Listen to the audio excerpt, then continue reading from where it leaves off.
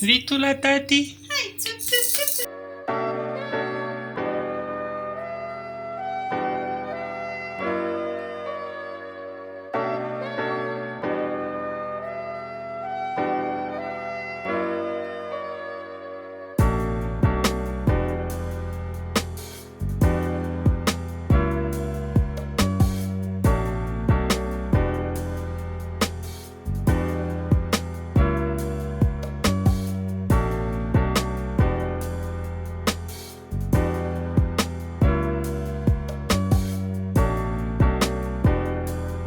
Salutare, începem vlogul de astăzi. E super frig în Piatra Neamț, dar e foarte mișto ca nins. Din păcate, dacă va fi așa de frig toată ziua, nu o vom putea scoate pe Maria pe afară. Oricum, mă duc acum spre casă să le iau pe Monica și Maria, să mergem, avem puțină treabă prin oraș și profităm de ocazia asta să o scoatem și pe Maria puțin din casă, pentru că v-am zis, dacă e așa de frig, afară n-are cum să iasă. Eu mă plimb deja de 45 de minute și mi-au înghețat degețelele, fața. Dar să fac așa, mă. Deci e super frig.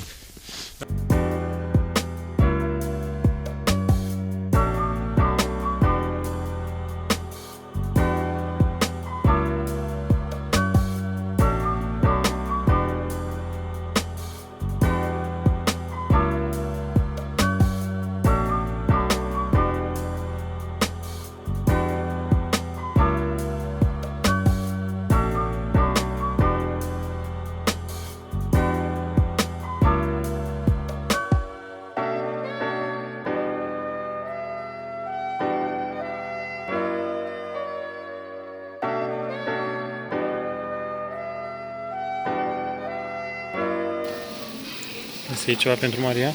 Da, vreau să mai introduc câteva cereale, dar nu prea știu de care să mă iau. Asta era preferatul ei. Ce cereale? Biscuitul. Trebuie să Păi ajungem la farmacie să luăm de la el. Păi ia ceva cu un fruct. Iau biscuit. Sau ia ăsta, că dacă tot i-a plăcut Asta asta, e, ok. îl mănâncă sigur. Da, brânza încoace.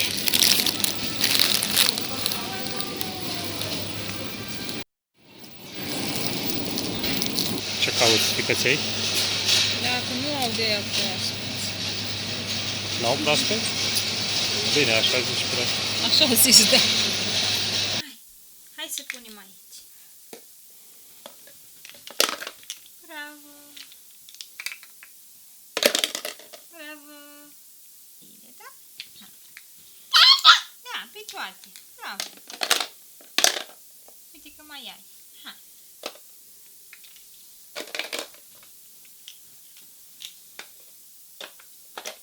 Hai. Toate trebuie să le punem. Maria, mai sunt câteva. Hai, pune-le pe toate. Așa. Uite, mai ai două. Două mai sunt. Maria, hai să le punem și pe asta. Da.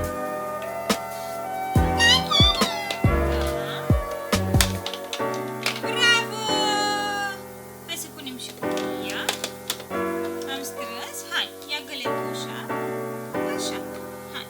Ne-am jucat și acum le ducem la punct. Hai. Hai, Maria.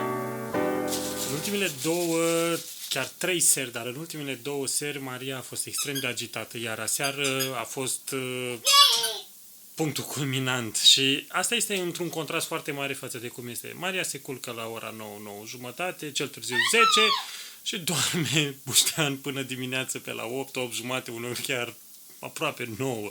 Bine, se mai trezește foarte puțin așa moțeind să mănânce puțin, dar oricum a fost un contrast enorm seriile astea. Dimineață noi ne-am gândit că nervozitatea asta a Mariei a fost cauzată de dinți, de ieșirea dinților. Și tot timpul când s-a întâmplat chestia asta, așa, am mai verificat-o cu degetele, cu așa.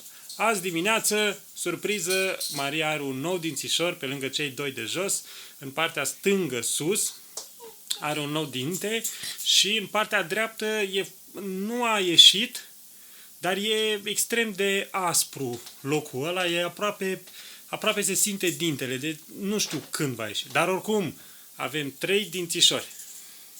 Sperăm în noaptea asta să doarmă, ca să dormim și noi.